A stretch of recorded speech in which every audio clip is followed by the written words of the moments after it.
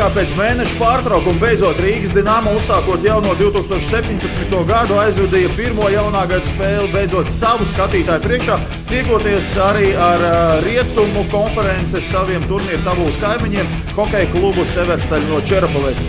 Noskaņošanās bija vairāk nekā pārliecinoši priekš Rīgas Dinamo šī vakara spēlē, un pirmajā trešdaļā jau 3 gūti bezatbildes vārti, pēc kuriem arī pretinieku komandas vārtsargs Jakubs Kovaršs tika nomainīts. Pirmais viņu spēlē pārspēja tiešām ar amizantu vārtu gulmu Roberts Lipsbergs.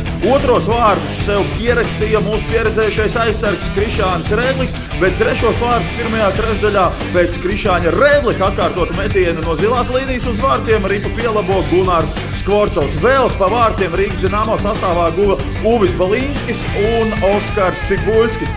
Uvi Balīnskim šī bija pirmā ripa kontinentālajā hokeja līgā. Lūk arī viņa interviju. Apsveic ar uzvaru 5-2, bet tomēr trešajā trešdaļā palaidāties. Kāpēc? Paldies. Nezinu, varbūt tāpēc, ka rezultāts jau tāds bija un visi jau domāja, ka uzvaru atslābām bišķiņu un jā, bišķiņu sabojājām beigas. Bet tā, viss labi, uzvaru ir, 3 punkti ir, tas ir galvenais. Kāda bija gatavošanās šai spēlē, jo Severstaļa arī Rietumu konferencē turpat, mēs pēdējā vietā, viņi pirmspēdējā vietā. Protams, gatavojamies nopietni visus, jebkuru spēli pret katru pretinieku. Gatavošanās, koncentrācija, visu un kārtīgi iesildamies un ejam spēlēm. Kas bija tā pārliecība, ar ko jūs pirmos 2 trešdaļas arī uzvarējāt? Tāpēc, ka spēlējām savu spēli, neļāvām viņam neko darīt. Īpaši gājām agresīvi, dabūjām 2 noraidījumus uz sevim un lūk arī vairākumā golu un tāpēc arī uzvaru. Noskaņošanās nākamajai spēlē pret CSKA ir? Protams, vēl ar uzvaru šāda, protams, būs emocijas un būs vieglāk spēlēt. Pēc rezultāta 5-0 trešajā trešdaļā acīm redzami Rīgas Dinamo apgrieziens palielināja un to izmantoja mūsu šī vakara pretinieki. 2 reizes noraidījāmies un spēlējot lielajā skaitliskajā mazākumā, Dmitrijs Kagarļinskis burtiski kā snaiperis ar aptiekāra precizitāti pirmo reizi pārspēja Jāni Kalniņu. Arī vēl vieni vārti līdz spēles beigām lidoja Jāņa Kalniņa sargātajā mūrī, bet ar to bija pietiekami, lai Rīgas Dinamo jauno gadu uzsāktu ar skaistu uzvaru 5-2. Uz interviju pēc mača aicinājām pretinieku komandas pirmo vārtu autoru Dmitriju Kagarļinski. Наверное, малое утешение то, что только 3-й период выиграли, а что в первых 2 было? Всю игру, в принципе, играли неважно, даже в 3-м периоде. Просто, мне кажется, Рига чуть перестала уже в 3-м периоде играть. При счете 5-0 как-то, видимо, расслабились. Мы реализовали численное преимущество, в принципе.